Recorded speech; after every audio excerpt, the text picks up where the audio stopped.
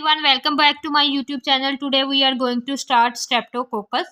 Last lecture में हमने बात की थी स्टेफ्लोकोकस के बारे में, तो आज हम बात करेंगे स्ट्रेप्टोकोकस के बारे में कि स्ट्रेप्टोकोकस हमारे पास क्या होता है। तो स्ट्रेप्टोकोकाई जो हैं ये क्या होती हैं, जीपीसी अरेंज इन चेन्स। ये हमारे पास चेन्स की फॉर्म में अरेंज होंगे, ठीक है। अगर तो क्लस्टर की फॉर्म में ग्राम पॉजिटिव कोकाई अरेंज होगा तो हम कह देंगे कि वो क्या है, वो स्टेफ्लोकोकाई है। और अगर ये जो है चेन्स की फॉर्म में अरेंज होंगे तो हम कह देंगे कि ये स्ट्रेप्टोकोकाई है। अब तो ये जो है ना, ये हमारे नॉर्मल फ्लोरा का पार्ट होते हैं, ठीक है। ये कहाँ कहाँ प्रेजेंट होगा, ये थ्रोट में प्रेजेंट होगा, माउथ में प्रेजेंट होगा, डेंटल सॉकेट, जिस चीज़ में हमारे जो टीथ हैं वो फिट होते हैं जिस जगह पर, उन्हें कहते हैं डेंटल सॉकेट, कि यहाँ वहाँ का नॉर्मल फ्लोरा होगा, ठीक है। अब हमारे पास एक सैंपल आया, ठीक है। सैंपल आया, हमने कल्चर किया, उसकी ग्राम स्टेनिंग की, ठीक है। ग्राम स्टेनिंग की तो उसके बाद क्या होगा कि अगर तो हम ग्राम स्टेनिंग की, अगर उसके कोकाई शो हो रहे हैं हमारे पास, तो फिर हमें पता है कि यहाँ तो वो हो सकते हैं हमारे पास स्टेफ, और यहाँ हो सकते हैं हमारे पास स्ट्रेप्टोकोकाई, ठीक है। तो अब हम इस टाइम वो उनकी बेस पे इनकी डिफ्रेंशिएशन करेंगे। वो कैसे होगी कि अगर तो वो हमारे पास कैटालेज पॉजिटिव हो और कार्गोलेज भी पॉजिटिव हो, तो हम कहेंगे कि ये क्या है हमारे पास, ये स्टेफ क्या कोई बैक्टीरिया है, ठीक है। या हमारे पास हो कैटालेज पॉजिटिव और कार्गोलेज नेगेटिव, तो हम फिर भी हमें पता है कि ये क्या होगा, वो स्टेफ का कोई बैक्टीरिया। अगर तो कैटालेज पॉजिटिव कार्गोलेज पॉजिटिव है तो हमें पता है कि ये स्टेफोरियस है। अगर हमारे पास कैटालेज पॉजिटिव कार्गोलेज नेगेटिव है तो फिर हम जो है ना, हम डाउटफुल होंगे कि या तो ये क्या हो सकता है, एपिडर्मिडीज हो सकता है या फिर सेप्रोफिटिकस हो सकता है, ठीक है। इसके बाद अगर हमारे पास हो कि कैटालेज बी नेगेटिव हो और कार्गोलेज बी नेगेटिव हो, तो फिर क्या हमें पता चलेगा कि ये कोई स्ट्रेप की कोई स्पीशीज है, ठीक है, उसका कोई बैक्टीरिया है। तो हम स्ट्रेप्टोकोकाई को नेक्स्ट डिवाइड कैसे इसकी क्लासिफिकेशन करते हैं, हम इसकी करते हैं ब्राउन्स क्लासिफिकेशन और लैंसफील्ड ग्रुपिंग। अब जो ब्राउन्स क्लासिफिकेशन है ये बेस करती है हिमोलाइसिस की बेस पे, यानी हम देखेंगे कि अगर तो जो मीडिया है उस पर अल्फा हिमोलाइसिस शो हो रही है वो इनकम्प्लीट होती है, बीटा हिमोलाइसिस शो हो रही है और गैमा हिमोलाइसिस शो हो रही है। अल्फा हिमोलाइसिस शो होगी तो वो इनकम्प्लीट होगी और ग्रीनिश का कलर होगा, बीटा हिमोलाइसिस शो होगी और वो कंप्लीट होगी और हमारे पास कलरलेस कॉलोनीज होंगी, और गैमा हिमोलाइसिस में कोई हिमोलाइसिस नहीं होती और येलो सा कलर होता है। जो ब्राउन क्लासिफिकेशन है ये इतनी ज़्यादा इन नहीं है, हम इसे ही लैंसफील्ड ग्रुपिंग को ही यूज़ करते हैं। तो हम देखते हैं कि जो लैंसफील्ड ग्रुपिंग है ये हमारे पास क्या होती है। Lancefield grouping is a system of classification, ये क्लासिफिकेशन का सिस्टम होता है जो डेट क्लासीफाई, जो क्लासीफाई कोकाई को, जो कैटालेज नेगेटिव हमारे पास ग्राम पॉजिटिव कोकाई होते हैं, उन्हें कार्बोहाइड्रेट कंपोजिशन पे जो है ना उसकी बेस पे हम लैंसफील्ड ग्रुपिंग करते हैं। अब हम देखते हैं कि स्ट्रेप्टोकोकाई में हमारे पास कौन कौन सी स्पीशीज़ हैं, कौन कौन से इसमें बैक्टीरिया प्रेजेंट है। तो जो हमारे पास जो स्पीशीज़ प्रेजेंट है वो कौन सी हैं, सबसे पहले हमारे पास है एस्पायोजिनिन स्ट्रेप्टोकोकस पायोजिनीज, ठीक है, ये हमारे पास प्रेजेंट है। तो ये लैंसफील्ड ग्रुपिंग के ए ग्रुप से बिलोंग करता है, ठीक है। इसकी हिमोलाइसिस कौन सी होती है, इसकी होती है बीटा हिमोलाइसिस, ठीक है। तो बीटा हिमोलाइसिस होती है तो हम क्या करेंगे कि ये क्या होता है, बेसिट्रेसिन सेंसिटिव, यानी अगर बेसिट्रेसिन पे हम इसे लगाएंगे तो इसकी ग्रोथ शो नहीं होगी, तो हमें पता चल जाएगा कि ये क्या है, ये एस्पायोजिनीस है। इसके बाद हमारे पास आ गया एस एग्लैक्टी, ये क्या है, ये लैंसफील्ड ग्रुपिंग के बी ग्रुप से बिलोंग करता है। इसकी हिमोलाइसिस होती है बीटा हिमोलाइसिस, और जो इसका डायग्नोस्टिक फीचर ये है कि अगर हम बेसिट्रेसिन पर लगाएंगे तो ये इसकी ग्रोथ शो होगी, यानी ये बेसिट्रेसिन रेजिस्टेंट होता है। इसके बाद इसकी जो थर्ड वाला स्पीशीज आ गई वो आ गया ईफोकैलस इंट्रेडोकोकस फिकैलस, तो ये लैंसफील्ड ग्रुपिंग के डी ग्रुप से बिलोंग करता है। इसमें शो हिमोलाइसिस शो हो सकती है अल्फा बी, बीटा बी, या कोई भी हिमोलाइसिस शो नहीं होगी। तो ये क्या है, इसका डायग्नोस्टिक फीचर ये है कि ये 6.5% NaCl में इसकी ग्रोथ होती है, ठीक है, इसकी ग्रोथ शो होगी। इसके बाद एस बोविस आ गया, ये भी डी ग्रुप से बिलोंग करता है लैंसफील्ड ग्रुपिंग के। इसके बाद इसमें हिमोलाइसिस शो होगी या शो नहीं होगी। इसका डायग्नोस्टिक फीचर ये है कि इसकी ग्रोथ 6.5% NaCl में नहीं होगी। इसके बाद हमारे पास आ गया एस नमूनी। एस नमूनी जो है ये लैंसफील्ड ग्रुपिंग के किसी भी ग्रुप से बिलोंग नहीं करता, तो इसमें जो हिमोलाइसिस होगी वो होगी अल्फा।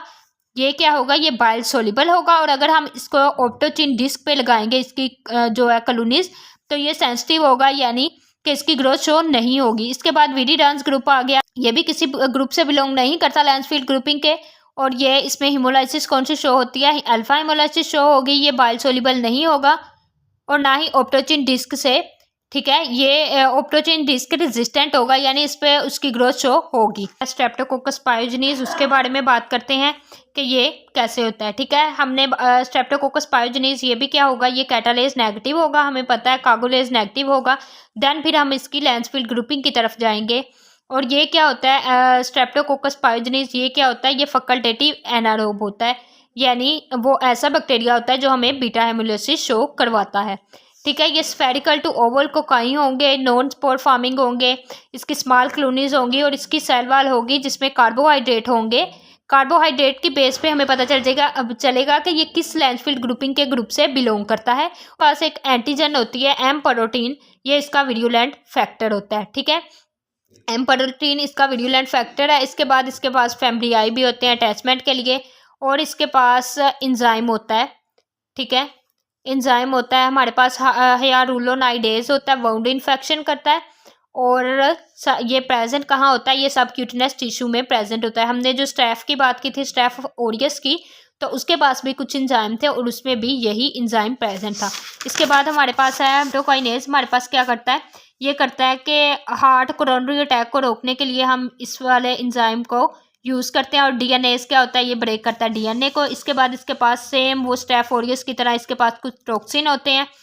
जो सबसे पहला टॉक्सिन है वो इसके पास है एरेथ्रोजेनिक टॉक्सिन। ये क्या करता है, काज स्कारलेट फीवर। मैंने आपको प्रीवियस लेक्चर में बताया था कि जो एस पायोजेनिस है वो क्या करेगा, वो करेगा स्कारलेट फीवर करने में, ये मशहूर है।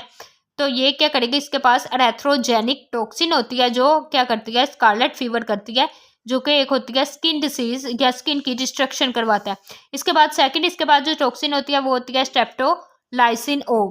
स्ट्रेप्टोलाइसिन ओ जो है ना, ये विदाउट ऑक्सीजन, ठीक है, इसमें ऑक्सीजन यूज नहीं होती, ऑक्सीजन के बगैर ये क्या करेगा, हीमोलाइसिस काज करेगा। ठीक है, और स्ट्रेप्टोलाइसिन एस है, इसके पास ये हीमोलाइसिस करेगा लेकिन ऑक्सीजन के साथ। इसका पायरोजेनिक एक्सोटोक्सिन ए, ये क्या करता है, ये स्ट्रेप्टोकोकल टॉक्सिक शॉक सिंड्रोम करता है। और मैंने आपको शॉक बताया था कि उसके क्या क्या सैम्फिटम होते हैं, उसमें हाई ग्रेड फीवर हो जाता है, हाइपोटेंशन हो जाती है, रैश हो जाते हैं, डिस्क्वेमेशन हो जाता है, ठीक है, और मल्टीपल ऑर्गन फेलियर हो जाता है। पास एक और टॉक्सिन होता है एक्सोटोक्सिन बी या फ्लैश ईटर इसे कहते हैं। वर्क एज प्रोटीएज, प्रोटीएज की तरह काम करता है और डिग्रेड कर देता है, हमारी प्रोटीन को डिग्रेड कर देता है। यानी ये भी कह सकते हैं कि ये जो हमारा गोश्त है ना उससे खाता है, तो यहाँ टिश्यू को डिसोल्व कर देता है। अगर हम इसकी क्लिनिकल फाइंडिंग्स की बात करें एस पायोजेनिस की, तो ये क्या होगी, सबसे पहले हमारे पास होगा फ्रेंजाइटिस, ठीक है, बाद सेलुलाइटिस होगा, सेनुसाइटिस होगा। सेनुसाइटिस क्या होता है, ये जो स्पेसिस होती हैं ना स्कल की, उसकी इन्फ्लेमेशन हो जाएगी। ठीक है, ओटाइटिस मीडिया जो है ये ईयर का इन्फेक्शन होता है। मेस्टोइड्स ये क्या करता है, एयर बोन का जो है ना उसकी इन्फ्लेमेशन करवा देता है। ठीक है, मेनिंजाइटिस होता है, नियोनेटल मेनिंजाइटिस ये करवाएगा, यानी जो मेनिंजिस की इन्फ्लेमेशन करवा देगा। ठीक है, इम्पिटाइगो ये करवाएगा, ये स्किन इन्फेक्शन, एडे ये करवाएगा, और रेट्रोफरेंजियल अब्सेस हो जाएगी। ठीक है, तो इसके बाद ये करता है, ये स्किन इन्फेक्शन भी कर रहा था हमारे साथ साथ, ये करता है टॉक्सोजेनिक इन्फेक्शन, यानी कि ये टॉक्सिन रिलीज करेगा, वो जो हमने इधर पढ़ा था कि एरेथ्रोजेनिक टॉक्सिन जो होगी वो रिलीज करेगा, तो जिसकी वजह से क्या होगा, हमें हो जाएगा स्कारलेट फीवर। इसके बाद ये टॉक्सिक शॉक सिंड्रोम भी करता है। ठीक है, इसके बाद ये इम्यूनोजेनिक जो डिसीज़ है वो भी काज करता है, इसमें आ जाएगा रियूमेटिक फीवर और ग्लोमेरुलोनेफ्राइटिस भी हमारे पास आ जाएगा। ठीक है, ओवरव्यू करते हैं स्टेफिलोकोकस का और स्ट्रेप्टोकोकस का।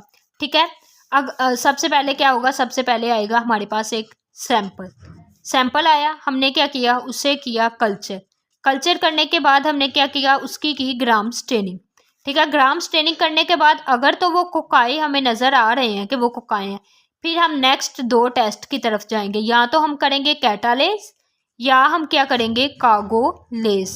ठीक है, अगर टेस्ट करेंगे, अगर हमारे पास कैटालेस पॉजिटिव और कागुलेस भी पॉजिटिव आ रहा है, तो हमें क्या पता चलेगा कि ये कौन सी हमारे पास बैक्टीरिया है, तो हमें पता चल जाएगा ये स्टेफ ओरियस है। ठीक है, तो इसमें तो कोई शक नहीं कि अगर ये दोनों पॉजिटिव होंगे तो हमें पता चल जाएगा कि ये कौन सी है, ये ओरियस है। अगर हमारे पास कैटालेज पॉजिटिव और कागुलेज जो है वो हमारे पास आए नेगेटिव, तो हम फिर डाउट में मुब्तला होंगे। या तो वो हमारे पास होगा एपिडर्मिडीज, ठीक है, या फिर हमारे पास होगा वो सेप्रोफिटिकस। अब इन दोनों की डिफ्रेंशिएशन कैसे करेंगे, कैसे हमें पता चलेगा कि इन दोनों में से जो है ना एक बैक्टीरिया कौन सा बैक्टीरिया है? तो हम इसके लिए हम करते हैं नोवोबायोसिन। नोवोबायोसिन डिस्क हम यूज़ करते हैं, ठीक है। अगर तो वो सेंसिटिव हो, नोवोबायोसिन सेंसिटिव हो, यानी उसकी ग्रोथ शो ना हो, तो हम क्या करेंगे, उस पर जो बैक्टीरिया है उसको हम ग्रो करवाएंगे। अगर उसकी ग्रोथ शो ना हो तो हम कह देंगे ये एपिडर्मिडीज है, ठीक है।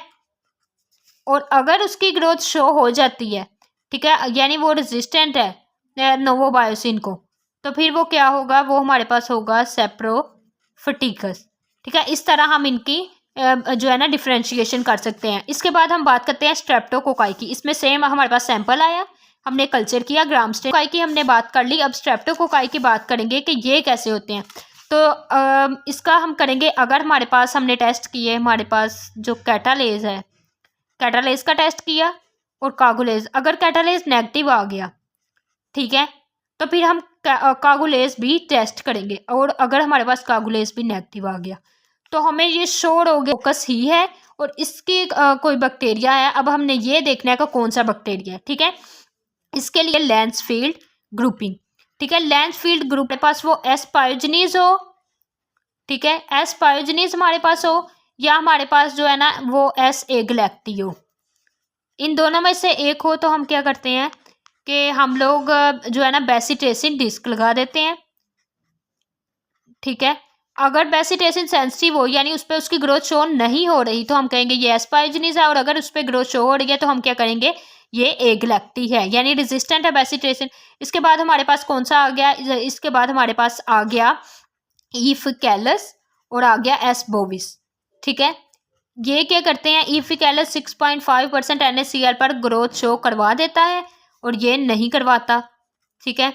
तो हमें पता चल, अगर ग्रोथ शो होगी हम कहेंगे ये ईफिकैलस है, अगर ग्रोथ शो नहीं होगी तो ये एस बोविस है। इसके बाद जो नमूनी है, एस नमूनी, वो क्या करेगा, वो ओप्टोचिन सेंसिटिव होगा, यानी उस पर ग्रोथ शो नहीं होगी। और जो हमारे पास विरिडांस ग्रुप है वो ओप्टोचिन रेजिस्टेंट है, उस पर हमारे पास ग्रोथ शो होगी। तो इस तरह हम डिफ्रेंशिएशन कर सकते हैं स्टेफ और स्टेप में। और फिर स्टेफ की हमारे पास कौन सी स्पीसीज है, वो स्टेफ ओरियस है या वो हमारे पास एपिडर्मिडीज है या सेप्रोफिटिकस है। और इसके बाद स्टेप की हम स्पीशीज में डिफ्रेंशिएशन कर सकते हैं। ना ही, thank you so much for watching my video, stay tuned.